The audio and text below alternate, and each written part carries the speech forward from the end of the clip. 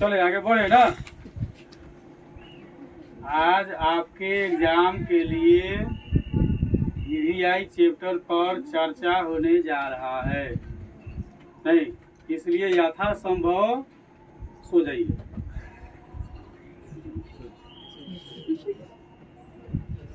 सो जाइए रहा, इसलिए करे सांसों को सो जाओ। उल्टा बात ज्यादा समझ में आता है। आंख बंद रख लीजिए, कान खोल के खाली रखिए।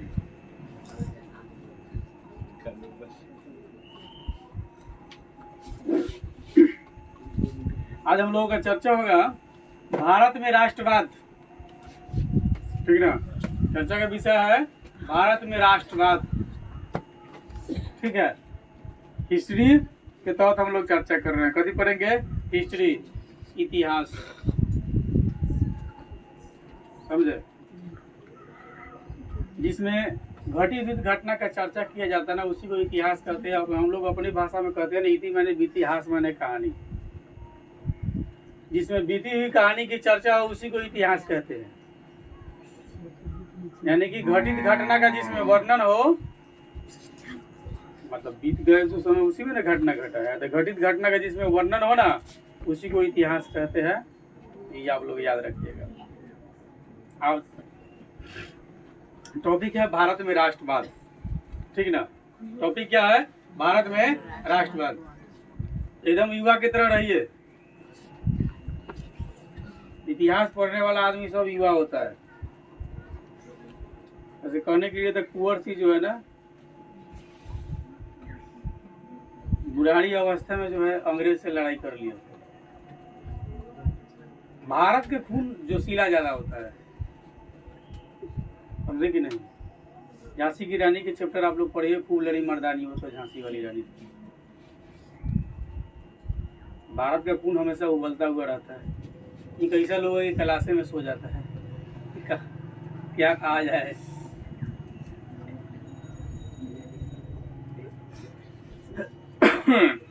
तो भारत में राष्ट्रवाद, ठीक है।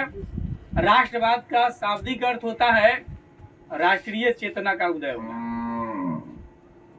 राष्ट्रवाद का शाब्दिक अर्थ होता है राष्ट्रीय चेतना का उदय होना, ठीक ना।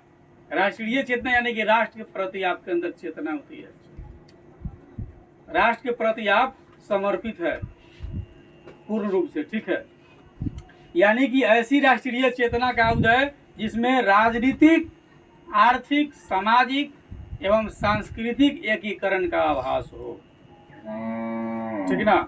यानी राष्ट्रवाद का शाब्दिक अर्थ, देखिए राष्ट्रवाद का शाब्दिक अर्थ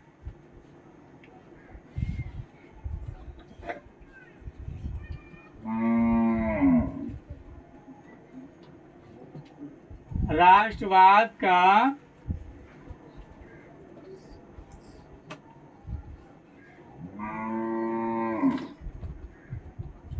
शाब्दिक अर्थ में चर्चा कर लीजिए।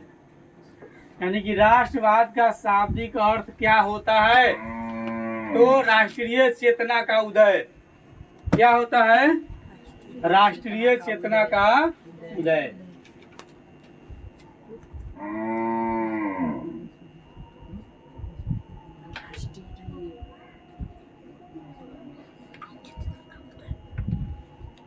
चेतना का उदय होता है, ठीक है। राष्ट्रवाद का शाब्दिक अर्थ क्या होता है?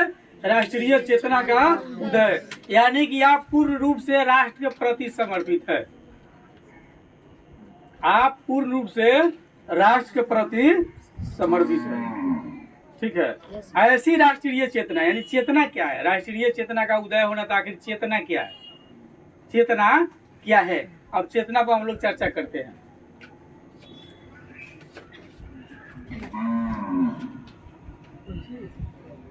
तो ऐसी राष्ट्रीय चेतना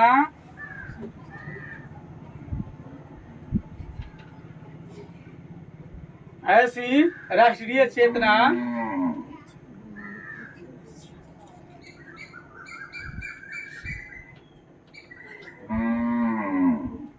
ऐसी राष्ट्रीय चेतना का उदय जिसमें राजनीतिक,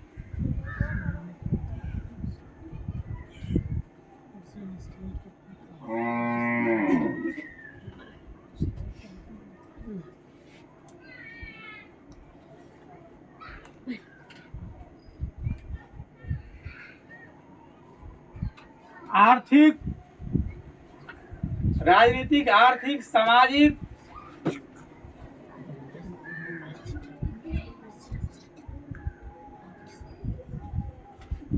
एवं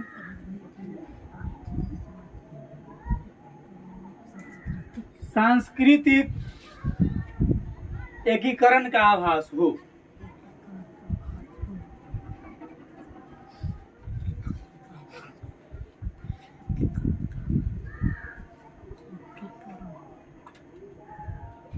ठीक है, यानी राष्ट्रवाद का शाब्दिक अर्थ क्या होता है? राष्ट्रीय चेतना का उदय होगा। ठीक है ना। आप यानी कि तन मन से राष्ट्र के प्रति समर्पित है, उसमें राष्ट्रीय चेतना का उदय होने का मतलब है, ठीक है ना, अगर आपके अंदर राष्ट्रीय उदय जागृत होती है, राष्ट्र के प्रति आप समर्पित होते हैं, आपके मन में ऐसी भाव पैदा होती है, राष्ट्र के प्रति होती है, राष्ट्रीय चेतना अगर जागती है, ऐसी भाव आपके अंदर पैदा होती है जिसमें राजनीतिक, आर्थिक, सामाजिक और सांस्कृतिक एकीकरण का आभास हो, वह राष्ट्रीय चेतना है। वह क्या है? राष्ट्रीय चेतना है। यानी कि राजनीतिक एकीकरण, आर्थिक एकीकरण, सामाजिक और सांस्कृतिक एकीकरण। आप किसी के विरुद्ध में नहीं सोच सकते, किसी के विरुद्ध में सोचना राष्ट्रीय एकीकरण नहीं है। ठीक ना, क्योंकि इस दुनिया में सबसे विवेकशील, जैसे आप लोग पढ़ते हैं ये हनुमान चालीसा में, जय हनुमान ज्ञान गुण सागर, ज्ञान गुण सागर करने का मतलब समझ रहे हैं क्या कर रहे हैं? हनुमान जी ज्ञान और गुण के सागर है, यानी ज्ञान इतना है उनके अंदर और गुण इतना है जो सागर है, जिसकी गिनती नहीं की जा सकती है। ठीक है, यानी कि सबसे अच्छे हैं, सज्जन लोग हैं। कौन? हनुमान जी। और सज्जन किसको कहा है? सज्जन के अंदर ज्ञान होता है, सज्जन के अंदर गुण होता है। जो सज्जन नहीं होगा उसके अंदर गुण नहीं होगा। सज्जन उसको कहते हैं समाज में जो दूसरे को सुख को देखकर खुशी हो, खुश रहे, जो दूसरे को सुख को देख करके, दूसरे के वृद्धि को देख करके, दूसरे के विकास को देख करके वो खुद प्रसन्न अगर हो जाता हो, वह सज्जन आदमी है। और सज्जन आदमी में जो है ज्ञान गुण की धारणा रहती है, उसके अंदर ही जमा रहेगा। मतलब दुर्जन लोग के अंदर सही ज्ञान नहीं होता है। सही ज्ञान हो जाएगा तो दुर्जन करा रहेगा, तो सज्जन हो जाएगा। सज्जन के अंदर जो है ज्ञान और गुण पाया जाता है। ठीक ना, जैसे वर्षा अगर होता है, बारिश अगर होगी, ठीक ना, तो बारिश तो सभी जगह होगा, लेकिन उसका पानी सभी जगह जमा नहीं हो सकता है। जैसे आप यहाँ पढ़ रहे हैं, हमारी बात सभी तक जा रही है, लेकिन सभी के पास नहीं रहेगा।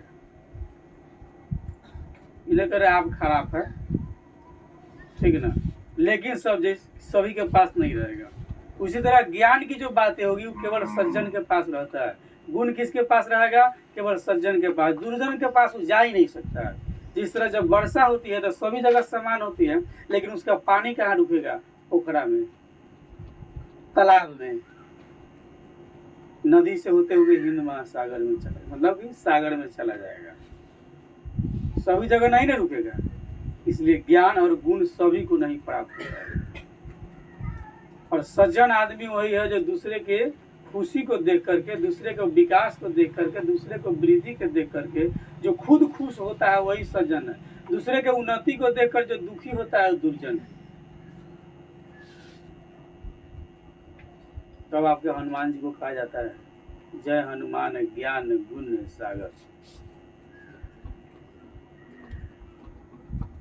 और आपको क्या बनना, सज्जन दुर्जन अलग ही बात है।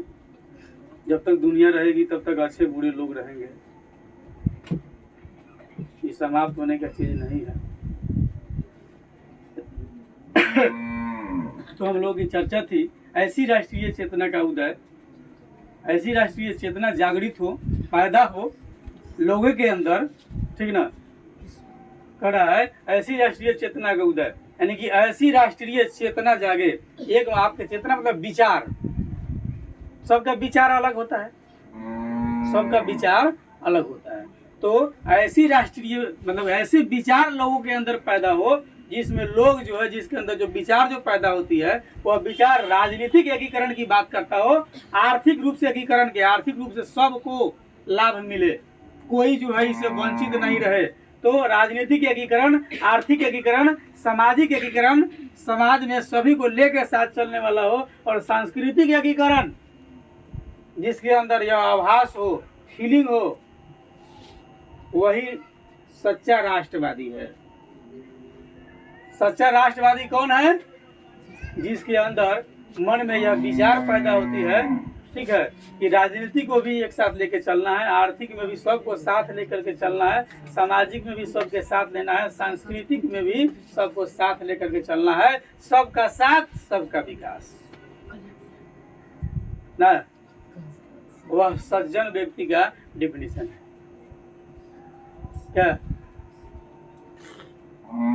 आगे हम लोग चलते हैं, हम लोग देख रहे थे राष्ट्रवाद का अर्थ क्या होता है। तो राष्ट्रवाद का अर्थ है राष्ट्रीय चेतना, विचार, सोच, और ऐसी सोच जिसमें हम राजनीतिक, आर्थिक, सामाजिक और सांस्कृतिक एकीकरण की सोच रखते हैं। ऐसी सोच वाले लोग राष्ट्रवादी हो सकते हैं। जो ऐसी सोच नहीं रखते हैं वह राष्ट्रवादी नहीं हो सकते हैं। और राष्ट्रवादी आपको होना चाहिए, और नहीं है तो फिर आपको यहाँ रहने का कोई अधिकार नहीं। जिस हवा, जिस पानी, जिसके सूर्य प्रकाश में आप अपना जीवन यापन कर रहे हैं, उसकी सुरक्षा की गारंटी भी आप ही की है। जिस परिवेश में आप अपना जीवन यापन कर रहे हैं उसके सुरक्षा की जिम्मेदारी किसकी है? आप ही की ना है। जैसे आपका शरीर है, ठीक है, अब आपके शरीर में किस तरह की समस्या होगी, इसको सुधारने का जिम्मेदारी किसका?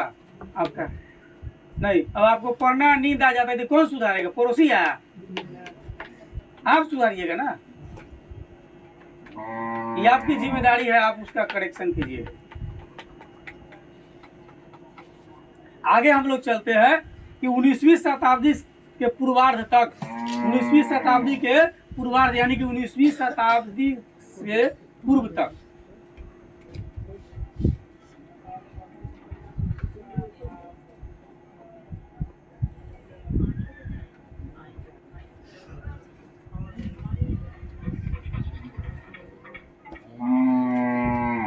शताब्दी के पूर्व तक की हम चर्चा करते हैं। भारत छोटे छोटे राज्य में विभक्त था। पहले क्या था? 19वीं शताब्दी के पूर्व तक जो है भारत छोटे छोटे राज्य में विभक्त था। आज भारत में 28 राज्य है, लेकिन पहले वैसी बात नहीं थी, छोटे छोटे राज्य में विभक्त, अलग अलग टुकड़ा में था। ये तो कहिए आप सरदार वल्लभ भाई पटेल का, जिन्होंने सबको एकीकरण किया, ठीक है। तो 19वीं शताब्दी के पूर्व तक यानी कि पहले तक जो है भारत क्या था? छोटे छोटे राज्य में विभक्त था।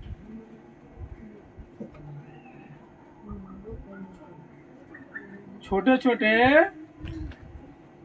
राज्य में विभक्त मतलब बटा हुआ था।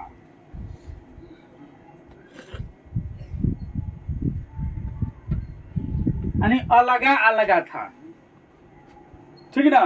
तो हम लोग हिस्ट्री का मेन पॉइंटिंग स्टार्ट हो गई है। 19वीं शताब्दी के पूर्व तक भारत छोटे छोटे राज्य में क्या था? विभक्त, यानी कि अलग अलग बटा हुआ था, ठीक ना। अब आगे चलते हैं। उस समय भारत को एकता के सूत्र में बांधने वाले तत्व का अभाव था। उस समय जो यहाँ के जो लीडर लोग थे वो लोग एकता में बांधना नहीं चाहते थे, और अन्य लोग जो विदेशी जो शासक हमारे यहाँ जो रहते थे वो तो हर हाल में चाहते थे कि तुम विभिन्न प्रकार के जाति में बटो, विभिन्न प्रकार के समुदाय में बटो। नहीं, अंग्रेज का रूल्स था डिवाइड एंड रूल। उसका नियम क्या था कि फूट डालो और शासन करो। नियम क्या था? फूट डालो और शासन करो। इसको छोटे छोटे टुकड़े में तोड़ो और फिर शासन करो। पहले एक को मारो, फिर दूसरा को पकड़ो, फिर तीसरा को मारो। इसलिए डिवाइड एंड रूल्स यानी कि फूट डालो और शासन करो अंग्रेज का सिस्टम था। 19वीं शताब्दी के पूर्वार्ध तक भारत छोटे छोटे राज्य में विभक्त था और जरूरत थी तो इस सबको एकत्रित करने की, और इसका अभाव था। किस प्रकार का कोई ऐसा लोग नहीं था जो इसको एकत्रित कर सकता है। अब धीरे धीरे आगे हम लोग बढ़ते हैं। तो उस समय भारत को एकता के सूत्र में बांधने की जरूरत थी। कब? 19वीं शताब्दी में। भारत जब छोटे छोटे राज्य में बटा हुआ था तो सबका विचार अलग अलग था। नहीं, अब अंग्रेज से लड़ना है, कोई कहता हम लड़ेंगे, कोई कहता हम नहीं लड़ेंगे। तुमको लड़ना है लड़ो, हमको नहीं लड़ना है। तो जरूरत किस चीज की थी? भारत को एकता के सूत्र में बांधने की।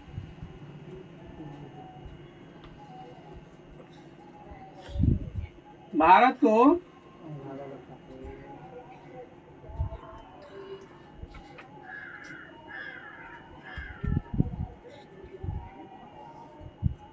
एकत्रित करने की, यानी कि सभी राज्यों को एक साथ मिलाने की आवश्यकता थी। ठीक है। समान न्याय व्यवस्था का अभाव था और न्याय व्यवस्था भी सबका अलग अलग था। जैसे अलग अलग क्या, पहले जो है लोग राजतंत्र था। क्या था अपने यहाँ? राजतंत्र। राजतंत्र का मतलब राजा का शासन। ठीक है। जैसे हम लोग जिस क्षेत्र में रहते हैं, तो इस क्षेत्र के जैसे मान लीजिए कि शिवहर, तो शिवहर का राजा अलग होगा, मधुबन का अलग होगा, मोतिहारी का अलग होगा, ठीक ना, बेतिया का अलग होगा, सबका अलग अलग दरबार होगा, सीतामढ़ी का अलग होगा, और सबका नियम अलग अलग है। यानी कि शासन व्यवस्था जो है, न्याय की व्यवस्था सबकी अलग अलग थी।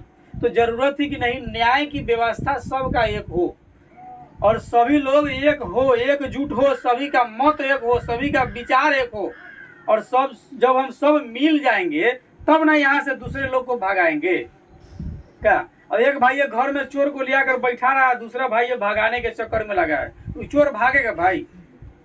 क्या भागेगा? वो कहियो नहीं भागेगा। तो जरूरत है सभी के विचार को एक करने की, लोगों को एकत्रित होने की। जो प्रजातांत्रिक जो है, यानी कि जो राजतंत्र की जो व्यवस्था है, वो राजतंत्र को हटाइए, सब एक साथ मिलिए और मिल करके शासन कीजिए। तो राष्ट्रीय एकता में कमी थी उस समय। तो हम लोग चर्चा कर रहे हैं कि 19वीं शताब्दी तक भारत छोटे छोटे राज्य में बटा हुआ था और भारत को एकत्रित करने की आवश्यकता थी। और भारत का न्याय व्यवस्था जो यहाँ का जो था वो अलग अलग था। राष्ट्रीय एकता में कमी का अर्थ यह है कि उस अनुभूति का अभाव जो भारत में रहने वाले सभी लोग को समान लक्ष्य और समान सरोकार से जोड़ देना।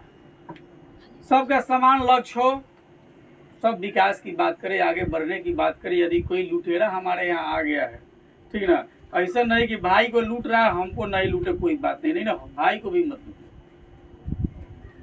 अगर आपसी विवाद होगी अलग बात है, लेकिन बाहर से अगर युद्ध होता है तो मिल के लड़ेंगे। आप दो भाई है ना, एक चीज का हमेशा ख्याल रखें, हिस्ट्रिकल बात होता है, आप आपस में खूब लड़ाई झगड़ा कर लीजिए, उससे कोई मतलब नहीं है, लेकिन बाहरी जब युद्ध होता है तो फिर दोनों गोरा मिल के युद्ध कीजिए। नीति ही कहता है क्या? अब लछू टोला में सब लोग बनिया गोबर झगड़ा कर लेंगे ना, अब 5 गो लोग लछू टोला के जाए बाहर में पिटा के चल आवे भाई अपना यहाँ के, तो क्या कहेगा? पूरा लछू टोला को मारे, नहीं कहेगा। लेकिन जब बाहर से हो तो सभी गोरा जा करके मारिए, जीत करके आइए, हारिए मत ना। एकदम कहिए हारेंगे तो हुरेंगे, नहीं तो कान पकड़ के पहले ये भाग जाएगा।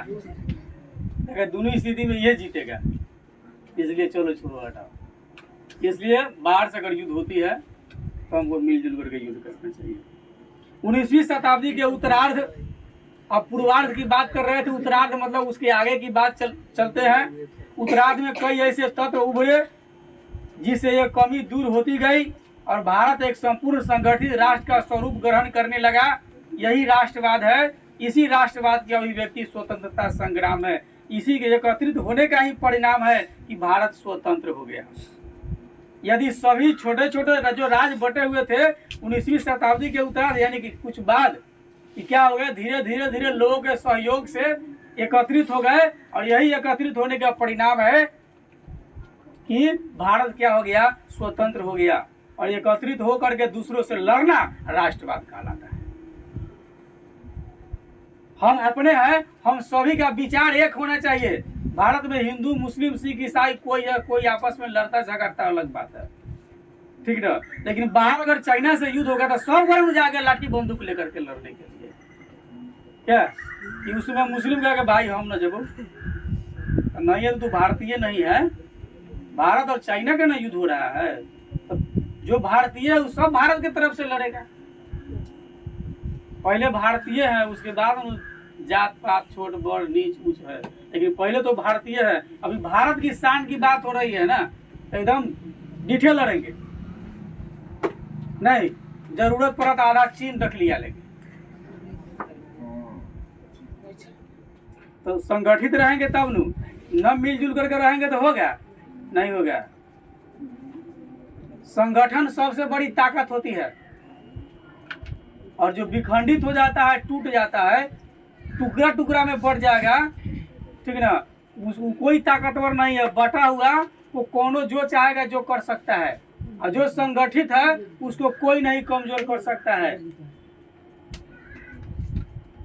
संगठित संगठन ही लोकतंत्र में सबसे बड़का ताकत क्या है? संगठन, एकता। जो एकत्रित है ताकतवर है, जो एकत्रित नहीं है कमजोर है। एकता सबसे बड़ी ताकत होती है, और वही एकता का परिणाम है कि 19वीं शताब्दी के उत्तरार्ध में राज्य सब जो है धीरे धीरे एकत्रित हो गए, एकत्रित होते गए, और रिजल्ट हुआ कि भारत स्वतंत्र हुआ, और एकत्रित होकर के दूसरे से लड़ करके देश को आजाद करवाया। इसी को तो हम राष्ट्रवाद कहते हैं। क्या आगे चलते हैं। 19वीं शताब्दी में राष्ट्रीय चेतना का उदय मुख्य रूप से अंग्रेजी शासन व्यवस्था का परिणाम था। ठीक है, 19वीं शताब्दी में राष्ट्रीय चेतना का उदय, राष्ट्र के प्रति उभरता हुआ सोच, उभरता हुआ विचार, लोगों की आवाज़ जो थी वह मुख्य रूप से क्या था? अंग्रेजी शासन व्यवस्था का परिणाम था। अंग्रेजी जो शासन व्यवस्था हमारे यहाँ जो लगा ना, उसके कारण हम क्या है? राष्ट्रवादी बन गए। उसके कारण क्या हो गए? राष्ट्रवादी हो गए। ब्रिटिश शासन ने जो परिवर्तन राजनीतिक, आर्थिक और सामाजिक क्षेत्र में किए थे, उसके परिणाम स्वरूप भारतीय जनता के सभी वर्गों का शोषण हुआ था। भारत के सभी लोगों का शोषण किया। ऐसा नहीं है एक भाइयों को छोड़ दिया, दूसरे को खूब माना उना, ऐसी बात नहीं, सबका शोषण किया। क्या देखिए, अंतिम एक विकल्प दिखता है अपने यहाँ। बहुत सारे लोग जो है, जब अंग्रेज जाने लगा तो अपना कोठी उठी जो उसका सिपाही था, जो उसका चमचा बेलचा था, उस सबको लिख करके चला गया। आज तक वो सब वही सबके पास में, किसी के पास 500 बीघा, 200 बीघा, 1000 बीघा, 2000 बीघा, जितना वो कंपनी का जो जमीन था, जो उसका अपना आदमी था, उसके हवाले कर दिया। लो भाई सब तुम्हारा हो गया, अब तो हम यहाँ से जा रहे हैं, हम तो चले परदेश, हम परदेसी हो गए।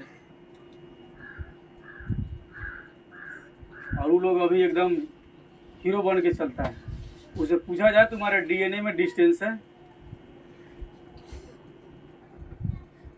देश के साथ गद्दारी करके ना संपत्ति अर्जित किया है।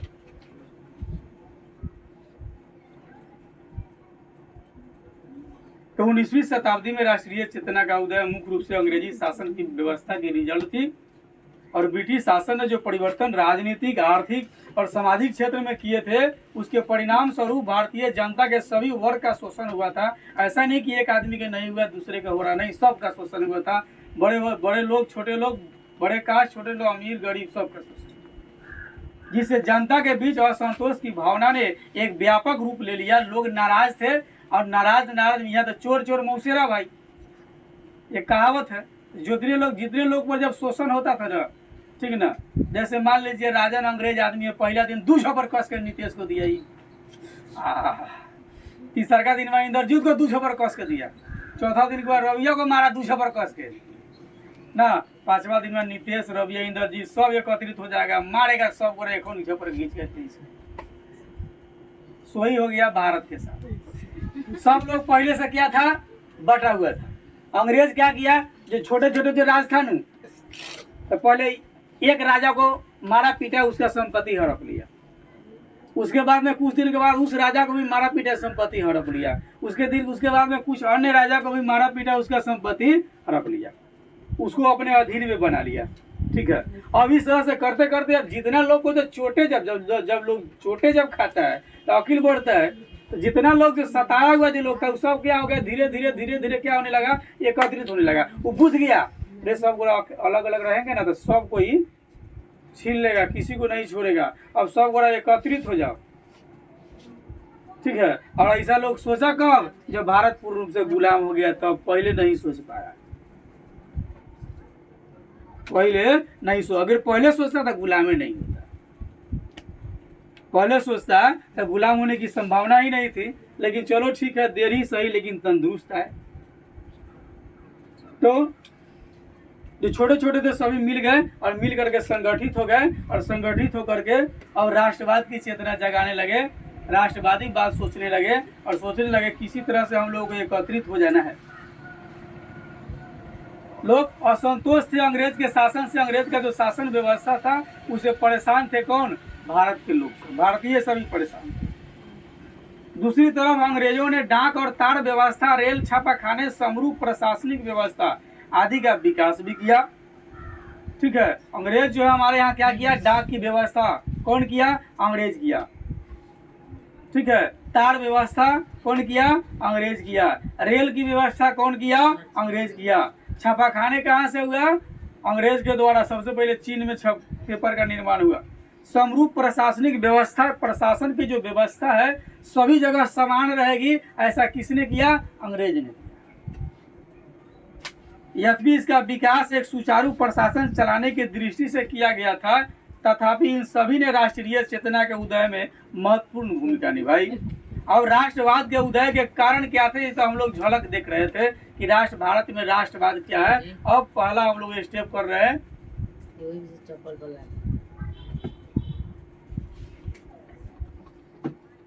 क्या जी,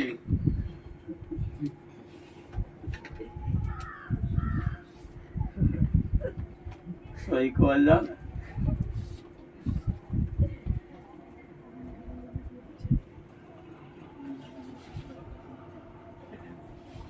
मतलब अच्छा आदमी नहीं बने के, अच्छा आदमी के सब गुण थोड़ी है। तारा उंगली लगाता, खड़ा हो जा, खड़ा रहो, खड़ा रहो, खड़ा रहो, खड़े खड़ा खड़ा रहो। दिन में नींद लगाता, रतिया में क्या करेगा,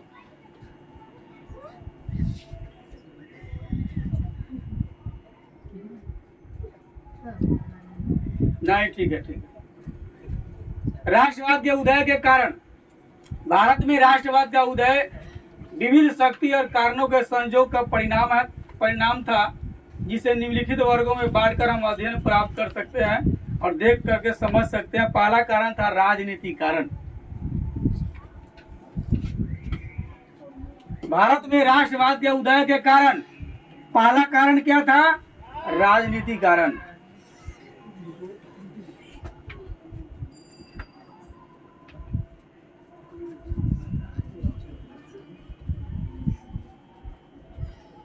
ठीक है, भारत में राष्ट्रवाद के उदय के कारण क्या है, पहला कारण राजनीतिक कारण था। ठीक है, दूसरा आर्थिक कारण, दूसरा था आर्थिक कारण, तीसरा था सामाजिक कारण।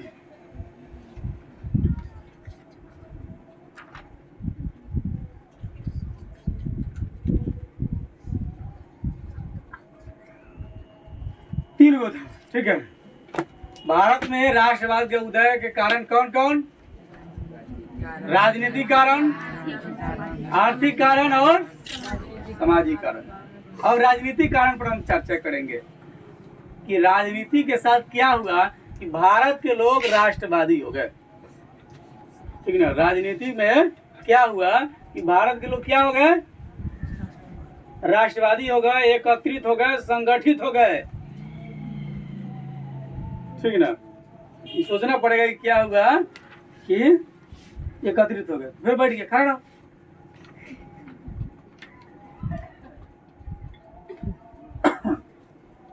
तो राजनीतिक कारण में हम लोग पहले चर्चा करते हैं। भारत में राष्ट्रीय चेतना जागृत करने में कई कारणों का योगदान रहा, एक नहीं कई कारणों का योगदान रहा, परंतु सभी किसी न किसी रूप में ब्रिटिश सरकार की प्रशासनिक नीति से संबंधित ही थे। ठीक है। भारत में राष्ट्रीय चेतना जागृत करने का कई सारे कारण थे, एक कारण नहीं थे, कई सारे कारण थे, परंतु सभी किसी न किसी रूप में ब्रिटिश सरकार की प्रशासनिक नीति से ही संबंधित, यानी कि सब पर ब्रिटिश सरकार की नीति लागू थी। ब्रिटिश सरकार की नीति से सभी परेशान थे। ब्रिटिश शासक जो है साम्राज्यवादी नीति के पोषक थे। ब्रिटिश शासक क्या थे? साम्राज्यवादी नीति के पोषक थे, हुए साम्राज्यवादी नीति को अधिक मानते थे। आगे चलते हैं अब हम लोग, आपका मेन पॉइंटिंग स्टार्ट होता है, आप विशेष केयर करेंगे। तो ब्रिटिश शासक क्या थे? साम्राज्यवादी नीति के पोषक थे। घटना है 1858 की। सन 57 में झांसी की रानी लड़ी थी। जब तक झांसी की रानी थी तब तक भारत को गुलाम नहीं होने दिया। नहीं, हिस्ट्री में कहा जाता है सिकंदर पूरे दुनिया को जीत लिया था, सिकंदर विश्व विजेता था, लेकिन कुछ इतिहास से त्रुटि हुई है। सिकंदर जब भारत आया तो पंजाब में एक नदी थी झेलम, सिकंदर को झेलम नदी वहां का राजा पार नहीं करने दिया। क्या विश्व विजेता कहलाएगा सिकंदर?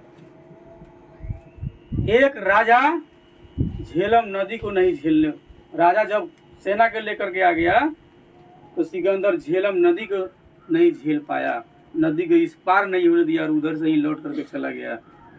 तो विश्व विजेता सिकंदर हुआ कि पंजाब के राजा हो गए। जो बड़े आदमी को छोटा आदमी मार दे उन बड़ा हो गया। अब चलिए, तो सन 57 तक जब तक झांसी की रानी थी गुलाम नहीं होने दिया। बात अब आगे की आती है 58 की, क्योंकि सन 57 में खूब लड़ी मर्दानी, वह तो झांसी वाली रानी थी। बचपन से तलवार कटारा से खेलने का बड़ा शौकीन थी। लोग कहता है औरत में ताकत नहीं होती, तो वर्णन है कि खूब लड़ी मर्दानी, वो तो झांसी वाली रानी थी।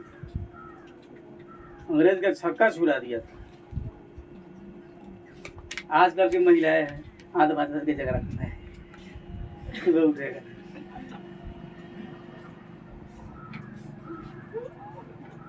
अब आगे की घटना 57 के बाद झांसी की रानी जब मारी गई वो अलग की बात है। अब उससे आगे हम अगली स्टेप पर चलते हैं। सन 58 की बात है, क्योंकि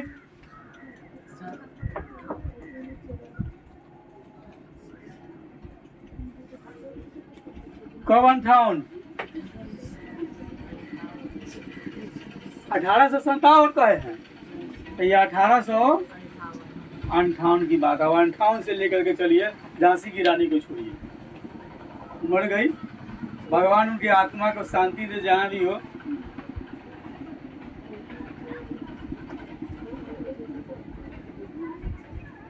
अरे जादव जी का हिलो तरह ढिलो तरह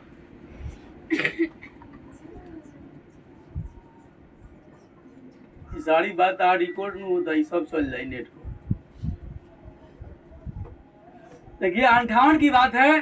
सन 1858 में महारानी विक्टोरिया के उद्घोषणा के साथ ही सभी देशी राज ब्रिटिश साम्राज्य के अधीन आ गए।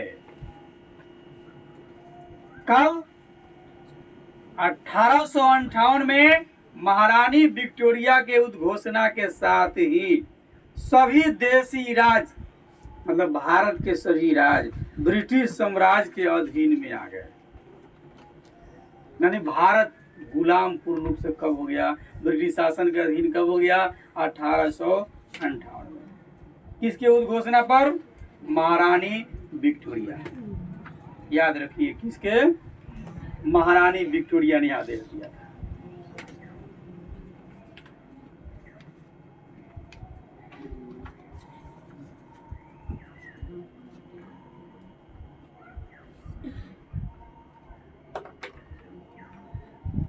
सन 1858 में महारानी विक्टोरिया के उद्घोषणा के बाद भारत के सभी राज्य ब्रिटिश शासन के अधीन हो गए। यानी क्या हो गए? अब पूर्ण रूप से गुलाम हो गए। कब? 1858। इस घटना ने कुछ हद तक भारत को एक राष्ट्रीय स्वरूप प्रदान किया। उसके बाद भारत में राष्ट्रीयता की लहर आई, लोग छलमलाने लगे, परेशान होने लगे। उसके बाद भारत में राष्ट्रीयता की लहर आई। अब देखा यहाँ के जो लोग हमरो न चलने दे रहा है, तारो न चले देता, साफ सब लोग ले गई। उसके बाद भारत में राष्ट्रीयता की लहर आई, जिसको कुचलने के लिए सरकार ने कई दमन चक्र चलाया। जो भी लोग फड़फड़ा है, डालो इसको, पकड़ो, डालो जेल में, इसको बैठ के खिचड़ी खाएगा। अंग्रेज लोग पकड़ करके ले जाता, मारता था, गिन भी नहीं करता था, इतना मारता था, इतना मारता था कि गिनता उनता नहीं था। हो सकता है उसके मार से आप स्वर्ग सिधार भी जाइएगा, अब कोनो पूछने भी नहीं आएगा। महान वीर क्रांतिकारी भगत सिंह को जो फांसी दी गई, 12 घंटा पहले फांसी दे दिया गया था, एक दिन पूर्व भी देना था, कल आज ही दे दिया उसको। उसके फांसी देने के बाद उसके लाश को टुकड़ा टुकड़ा में काट कर बोरे में बांध करके और कहीं दूसरे जगह पर रखवा दिया गया, लेकिन उसके लाश को घर वाला को नहीं दिया गया। हमारे देश के महामहिम राजनीतिक कहे जाने वाले गांधी जी उस समय थे। गांधी जी के रहते हुए घटना घटी है, इसलिए गांधी जी पर आज सवाल खड़ा होता है। एक पिता के 5 लड़के होंगे, जरूरी नहीं है कि 5 लड़का एक ही समान होगा, उसमें कोनो बदमाश भी हो सकता है। ऐसा नहीं है बदमाश ज्यादा हो जाएगा तो कहिएगा ये हमारा बेटा नहीं है। ठीक है, आगे चलते हैं। आगे की घटना में गांधी जी भी आएंगे, गांधी जी की चर्चाएं भी होगी इस चैप्टर में। तो 1898 में महारानी विक्टोरिया के उद्घोषणा के बाद सभी देश के राज्य जो है ब्रिटिश शासन के अधीन हो गए। इस घटना से कुछ हद तक भारत में राष्ट्रीय एकीकरण भी हुआ। उसके बाद भारत में राष्ट्रीयता की लहर आई, जिसको कुचलने के लिए सरकार ने कई दमन चक्र चलाए। किसी को बोलने नहीं देता था, जो बोलेगा उसको जेल में डालो, अंदर करो। दमन चक्र मतलब जबरदस्ती, जो मैं कहता हूं ना वही होगा। किसी भी भारतीय की कोई बात नहीं सुनी जाएगी। भारतीय केवल गुलाम है, जो मैं कहूंगी वही करेगा। 1878 की बात करते हैं। 58 के बाद कहाँ चले आए? 78। 20 साल तक किसी तरह शासन चला होगा। उसकी घटना 20 साल की घटना कुछ और हुई होगी जो इस हिस्ट्री में चर्चा नहीं है। तो अब चलिए 1878 में कहाँ बढ़ गए? अब 58 से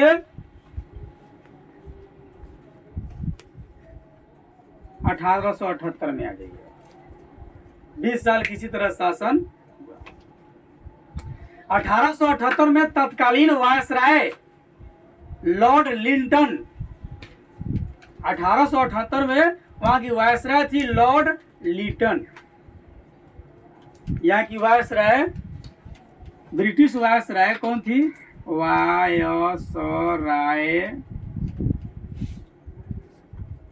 लॉर्ड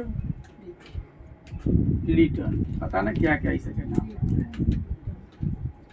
लिंटन होगा, लॉर्ड लिंटन चाहे लिंटन, नहीं बुझा रहा, लिंटन होगा, मान लीजिए।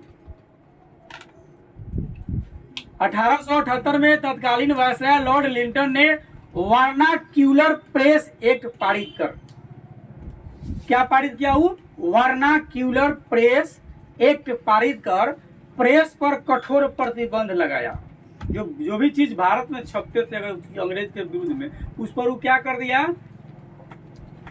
प्रतिबंध लगा दिया, रोक लगा दिया। किस एक्ट के तहत? वर्नाक्यूलर प्रेस एक्ट के तहत प्रेस पर सबसे पहले रोक लगा दिया। कौन? Lord Linton. किस एक्ट के तहत? वर्नाक्यूलर प्रेस एक्ट के तहत, ठीक है, प्रतिबंध लगा दिया।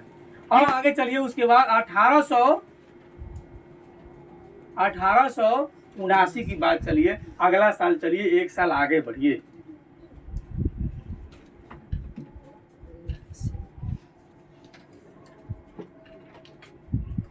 क्या कितना है? इसमें आर्म्स एक्ट के द्वारा भारतीयों के लिए अस्त्र शस्त्र रखना गैर कानूनी घोषित कर दिया गया।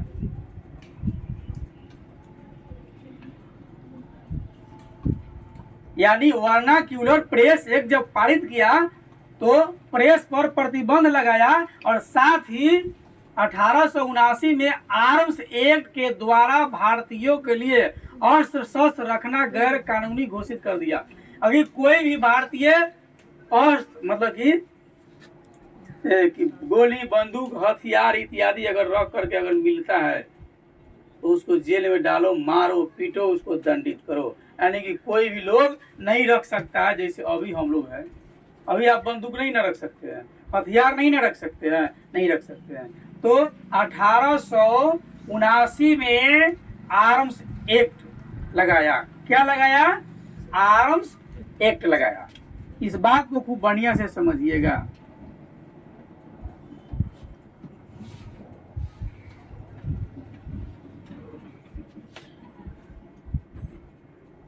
एक कानून लाया आर्म्स एक्ट, ठीक है। क्या लाया? Arms act. अब आर्म्स एक्ट समझिए, आर्म्स एक्ट कब लगाया? 1879। आर्म्स एक्ट में यह था कि भारतीय अस्त्र शस्त्र नहीं रख सकते हैं। भारतीयों के लिए अस्त्र मतलब अस्त्र शस्त्र रखना अपराध है। इसलिए कि हम कहेंगे भाई काम नहीं करो, भारतीय तलवार रखले रहेगा, बंदूक रखले रहेगा, हम कहेंगे ये नहीं काम करो तो हमरे मार देगा, वो नहीं मार देगा। कहा कि नहीं, कोई भारतीय अस्त्र शस्त्र नहीं रख सकता है। दुर्भाग्य, भारत आजाद हो गया, अभी हम नहीं रख सकते। 47 में आजादी की घोषणा की गई, ऐसा कहा जाता है। दुर्भाग्य, आज आप एगो आर्म से लेके पकड़ा जाइए, उम्र बीत जाएगी खिचड़ी खाते खाते। हमको लगता है वो वाला एक्ट जो था, वही वाला एक्ट लिया करके भारत के संविधान में सेम के सेम बैठा दिया गया है कि कोई आर्म्स नहीं रख सकता है, यानी कि हथियार नहीं रख सकता है। भारत आजाद हो गया लेकिन अब वही नहीं रख सकते हैं। सोचिए, सोचनीय बात है। तो आजाद हो गया तो अब तो रख सकते हैं ना। अब अगर नहीं रख सकते तो नियम तो वही है। नियम कौन है? वही वाला ना है कि आजो हथियार नहीं रख सकते हैं। हम हथियार रखेंगे, ऐसा थोड़ी है कि हथियार जो रख ले जरूरी है कि क्रिमिनल होगा। कुछ लोग शौक से रखा होगा, अपनी सुरक्षा के लिए रखा। हथियार रखना विशेष कोई गुनाह नहीं है, आप उससे अपनी सुरक्षा के लिए रख सकते हैं। आर्म्स को अपनी सुरक्षा के लिए आप रख सकते हैं, आप उसका दुरुपयोग ना करें। और सुरक्षा के लिए माने कि अस्त्र शस्त्र को रखा जा सकता है। लेकिन 1879 में आर्म्स एक्ट के द्वारा भारतीयों के लिए अस्त्र शस्त्र रखना गैर कानूनी घोषित कर दिया गया कि भारत के लोग अस्त्र शस्त्र नहीं रख सकते हैं। तो देश तो आजाद हो गया, तो अभी ले क्यों नहीं रख सकते हैं? क्या संविधान में सेम वही चीज उतार दी गई है? आजादी के बाद भी उसमें कोई परिवर्तन नहीं किया गया है। अलाउ करो नहीं, सब रख सकता है अपनी सुरक्षा के लिए। तो ये तो अंग्रेज का सिस्टम था कि भारतीय अस्त्र नहीं रख सकते। तो भारतीयों को क्या कर दिया? खाली और शस्त्र है नहीं है, अस्त्र शस्त्र जब मन करेगा तो उठा के ले जाकर 2 डंडा मारेगा, हिल रहा है रे, हीरो बनता है। और शस्त्र रखने रहेगा तो उठाने जाएगा तो एक बार छेप देगा। अगर बड़का तेज बन गया तो अंग्रेज है तो क्या हो गया? क्या उसी को 2 जबर मार के सीधा करके भेज देगा? तो कहा कि नहीं, पहले ही सब अस्त्र शस्त्र हटा दो। कोई भी भारतीय अस्त्र शस्त्र नहीं रखेगा, यह गैर कानूनी है। यदि कोई रखता हुआ पकड़ा जाता है तो संवैधानिक दृष्टि से उसके ऊपर कानूनी कार्रवाई की जाएगी। तो पहले प्रतिबंध लगा। और ये 1883 में इलवर्ट बिल पारित हुआ।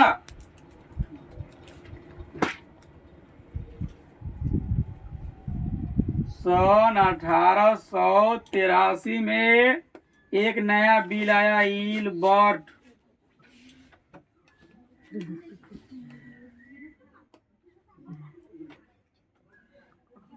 1883 में आया इलबर्ट बिल।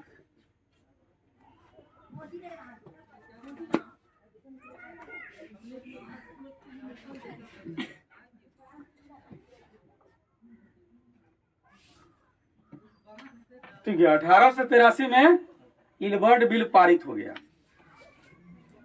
तो इलबर्ट बिल जो है राष्ट्रवाद को बल दिया।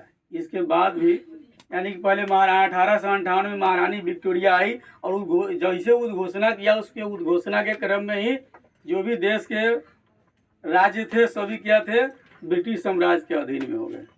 इस घटना के बाद भारतीय राष्ट्रीय में एक जागरूकता आई। इसको कुचलने के लिए सरकार ने बहुत सारे तेज कदम उठाए। जो ज़्यादा डिस डेट करे उसको 2 घंटा मारो, अंदर जेल में डालो, बैठ के एकदम ताज़ा ताज़ा खिचड़ी खिलाओ इसको। 1878 में तत्कालीन वायसराय लॉर्ड लिंटन ने वर्नाक्यूलर प्रेस एक्ट पारित किया और जो प्रेस जो थे उस पर प्रतिबंध लगा दिया कि कोई प्रेस नहीं चला सकता। 1879 में आर्म्स एक्ट के द्वारा भारतीयों के लिए अस्त्र रखना प्रतिबंध कर दिया। क्यों? क्योंकि भारतीय का अस्त्र रखेंगे तो हम उसको जाएंगे कहने, किसी तरह की बात अगर कहने जाएंगे, उसको हम गिरफ्तार करने जाएंगे तो होगा गिरफ्तार, तो हम से युद्ध करके मार काट के भेज देगा, आगे नहीं रख सकता है। उसके बाद 1883 में इलबर्ट बिल का पारित हुआ, होना भी राष्ट्रवाद को बल दिया गया। इस बिल का उद्देश्य क्या था इलबर्ट बिल का, कि भारतीय और यूरोपीय व्यक्तियों के फौजीदारी मुकदमों की सुनवाई सामान्य न्यायालय में कराना। 1883 में जो इलबर्ट बिल जो लगाया गया था उसका यह उद्देश्य था कि भारतीय और अन्य लोग जैसे कि यूरोपीय जो व्यक्ति थे उसके बीच में अगर किसी तरह की झगड़ा होती है ना, लड़ाई झगड़ा केस मुकदमा होता है, तो उसकी सुनवाई सामान्य न्यायालय में करना था, कि सामान्य न्यायालय ही उसको फैसला देगा और उसे विशेषाधिकार को समाप्त करना था। जो यूरोपियों के निवासियों को अभी तक प्राप्त था, जिसके अंतर्गत उनके मुकदमे सिर्फ यूरोपीय जज ही सुन सकते थे। पहले का सिस्टम था कि जो भारतीय और यूरोपीय लोग के बीच झगड़ा होगा तो यूरोपीय जज फैसला सुनाएगा। तो जब यूरोपीय जज फैसला सुनाएगा तो यूरोपवासी के पक्ष में सुनाएगा कि भारतीय के पक्ष में सुनाएगा? वो तो यूरोपवासी के पक्ष में सुनाएगा, वो भारतीय के पक्ष में क्या सुनाने जाएगा? तो 1883 में इलबर्ट बिल जो पारित हुआ, कहा कि नहीं, इसकी सुनवाई जो है सामान्य न्यायालय में जी होगी। ठीक है, सामान्य न्यायालय में ही होगी और सामान्य न्यायालय में जब सुनवाई जब होगी तो जो भी इस देश में यूरोपीय लोगों को जो मान्यता जो प्राप्त है यहाँ की, वह उसका रद्द कर दिया जाएगा। ठीक है, तो यूरोपीय जनता ने इसका क्या किया? विरोध किया। किसका? ब्रिटिश जो इलबर्ट बिल जो लाया था तो यूरोपीय लोगों के विरुद्ध में था। पूरा अधिकार भारतीय का हो जाता तो सजा यूरोपीय लोगों की होती, तो यूरोपीय लोग ब्रिटिश का विरोध कर दिया। यूरोपीय लोग किसका विरोध कर दिया? ब्रिटिश रूल्स का, ब्रिटिश जो शासक यहाँ के जो थी उसका विरोध कर दिया। ठीक है, और सरकार को इस बिल को वापस लेना पड़ा। सरकार को इस बिल को वापस लेना पड़ा और सरकार ने इस बिल को क्या कर दिया? वापस कर दिया। इसी तरह अब 1899 में आ जाइए। अब आइए 1899 की घटना पर चर्चा कर लीजिए।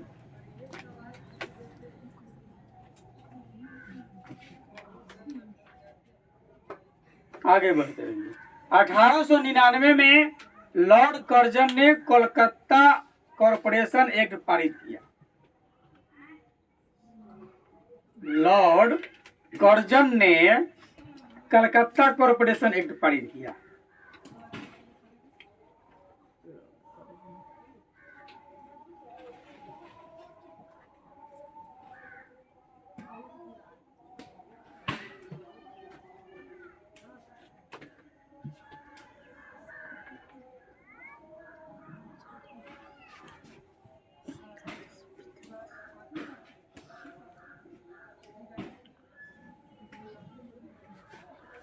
ठीक है, तो 1899 में लॉर्ड कर्जन ने कलकत्ता कॉरपोरेशन एक्ट पारित किया। आपसे पूछते हैं कौन है ना कि कलकत्ता एक्ट पारित कौन किया? लॉर्ड कर्जन ने। कब किया? 1899 में। इलवर्ट बिल कब लागू हुआ? 1883 में। किसके विरुद्ध में? यूरोपियों के विरुद्ध में, ठीक ना। इसका विरोध कौन किया? यूरोपवासी। शासन किसकी थी? ब्रिटिश सरकार की।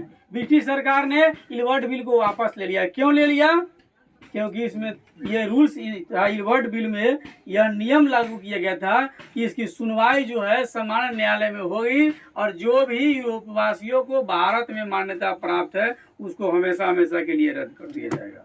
यूरोपवासी ने ब्रिटिश रूल का विरोध किया और ब्रिटिश शासक ने जो है इसको वापस ले लिया। उसके बाद 1899 में लॉर्ड कर्जन ने कलकत्ता कॉरपोरेशन एक्ट पारित किया। इस एक्ट में क्या था कि जिसमें नगर पालिकाओं में जो है निर्वाचित सदस्यों की संख्या में कमी और गैर निर्वाचित सदस्यों की संख्या में वृद्धि की गई। यानी कि कलकत्ता कॉरपोरेशन एक्ट के तहत यह हुआ कि नगर पालिका में निर्वाचित सदस्यों की संख्या में जो जीता हुआ लोग था उसकी संख्या घटा दी गई, ठीक है, और गैर निर्वाचित सदस्यों की संख्या वृद्धि कर दी गई।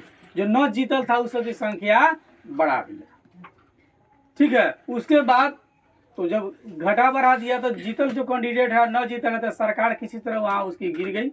फिर वहाँ के भी शासन प्रभुता चला गया विदेशी के हाथ में। अब 1904 में चलाइए। इसके बाद आगे बढ़िए, सन 1904 की घटना पढ़ लीजिए। 1904 में क्या हुआ? सन 1904 में विश्वविद्यालय अधिनियम द्वारा 1904 में क्या अधिनियम आया? विश्वविद्यालय अधिनियम। 1904 में कौन अधिनियम लगाया?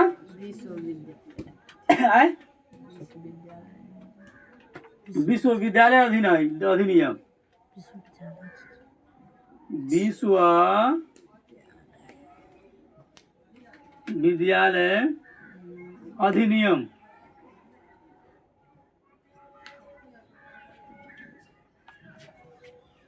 लागू हुआ। कब? 1904 में। विश्वविद्यालय अधिनियम कब लागू हुआ? 1904 में हो गया, ठीक है। तो इसके द्वारा क्या हुआ कि विश्वविद्यालयों पर सरकारी नियंत्रण बढ़ा दिया गया। क्या हो गया? सरकारी नियंत्रण बढ़ा दिया गया, ठीक है।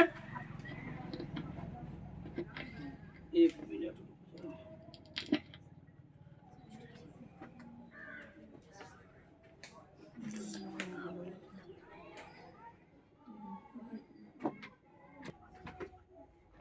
तो 1904 में हम लोग देख लिए कि विश्वविद्यालय अधिनियम द्वारा विश्वविद्यालय जो था उस पर सरकारी नियंत्रण बढ़ा दिया गया, ठीक है। 1904 की घटना, ठीक ना। 1905 में आ जाइए। कब? अब 1905 की बात है। सन 1905, ठीक है। 1905 में क्या हुआ? 1905 में बंगाल का विभाजन कर्जन ने सांप्रदायिकता के आधार पर यह तर्क देते हुए कर दिया कि इससे प्रशासनिक सुविधा होगी। यानी बंगाल का विभाजन कब हुआ? 1905 में। किसके आधार पर हुआ? सांप्रदायिकता के आधार पर। लड़ाई झगड़ा हिंदू मुस्लिम के आधार पर जो हो रहा था उसके आधार पर पहले बंगाल का विभाजन कर दिया। कौन कर दिया? कर्जन। बंगाल का विभाजन कौन किया? कर्जन। बंगाल के बांटे वाला आदमी के नाम ये देख लो, कर्जन। बंगाल के विभाजन कौन किया? कर्जन किया। किस आधार पर किया? सांप्रदायिकता के आधार पर।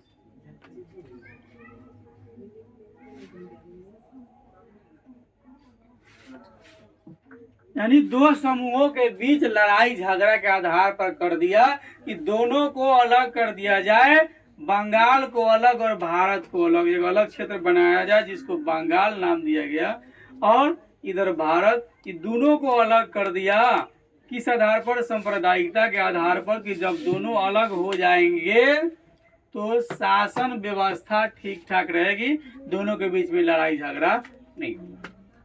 तो बंगाल का विभाजन कब हुआ? किधर ऐसे कैले रहिए ना, ना कहिए तब तब कहिए ना 1905 में। तो बंगाल का विभाजन 1905 में हुआ। किसके द्वारा? कर्जन के द्वारा। किस लिए? सांप्रदायिकता के आधार पर किया गया। बड़ी चोर है, उधर के बढ़ जाता है। आगे चलिए। इससे भारतीयों में काफी रोष पैदा हुआ। भारत जब बंगाल का विभाजन कर्जन कर दिया तो भारत के लोग बहुत गुस्से में हो गए, बहुत नाराज हुए कर्जन पर, बहुत नाराज हुए ब्रिटिश शासक पर। का देश हमारा आके बांट दिया, बहुत गुस्से में हो गए भारत के लोग। किसके ऊपर? कर्जन के ऊपर। यानी बंगाल का विभाजन कौन किया? कर्जन किया। भारत के लोग बहुत गुस्सा में और राष्ट्रवादी भावना बलवती हो गई। हम लोग चर्चा कर रहे हैं ना, राजनीति कारण। इसके कारण भी लोग, बंगाल के विभाजन के कारण भी लोग राष्ट्रवादी हो गए। आगे चलकर 1911 में ब्रिटिश सरकार को इसको जो है रद्द करना पड़ा। ठीक है। राष्ट्रवादी भावना बलवती जब हो गया तो आगे चल करके 1911 में ब्रिटिश सरकार को इसको क्या करना पड़ा? रद्द करना पड़ा। और सन 1907 में ईस्वी में देशद्रोही सभा अधिनियम, सभाओं पर रोक लगाने के लिए 1910 इंडियन प्रेस एक्ट, उत्तेजित लेख छपने वाले को दंडित करने के लिए पारित कर दिया। ठीक है। ये जो एक्ट जो लगाया था विभाजन का 1911 में क्या कर दिया? भारतीयों के नजर में कहा कि भाई रद्द हो गया। 1911 में सांप्रदायिकता के आधार पर जो विभाजन जो किया था, जिस रूल के तहत कहा कि यह रूल भाई रद्द हो गया। अंग्रेज ने इसको क्या कर दिया? रद्द कर दिया। 1907 ईस्वी का देशद्रोही सभा अधिनियम 1907 ईस्वी में, जिसकी बात की बात है, 1907 ईस्वी में जो है देशद्रोही सभा अधिनियम बनाया। क्या बनाया? एक अधिनियम बनाया, देशद्रोही सभा अधिनियम बनाया। इसके तहत जो है सभाओं पर रोक लगाने के लिए नियम लगा दिया। और 1910 में इंडियन प्रेस एक्ट 1910 में जो है इंडियन प्रेस एक्ट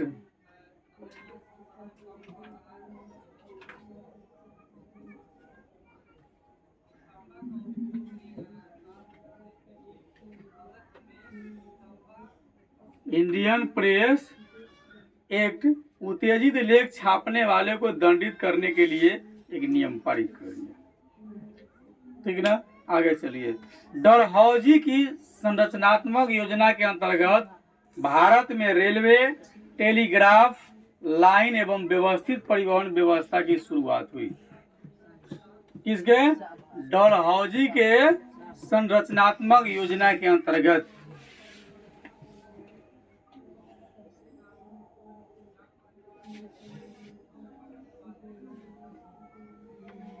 डलहौजी आ जाइए।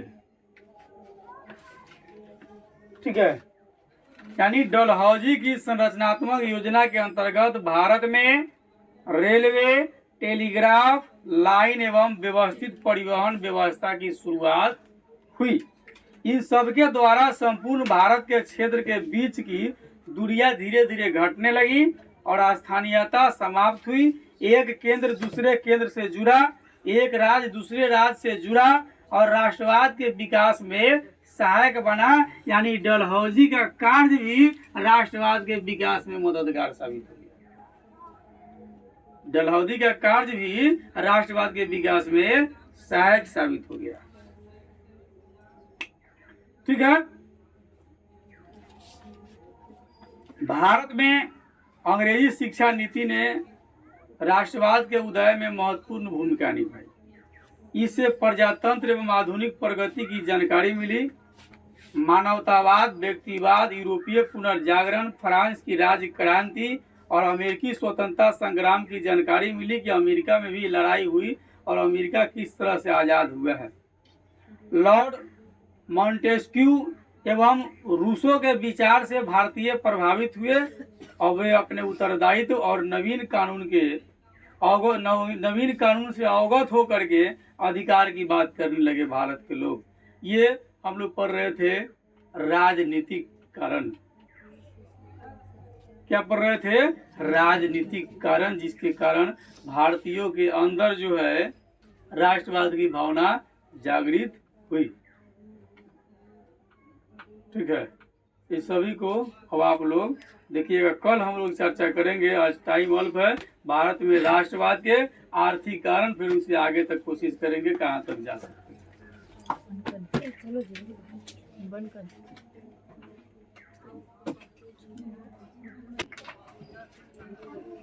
रास्ते थोड़ी बना दिए।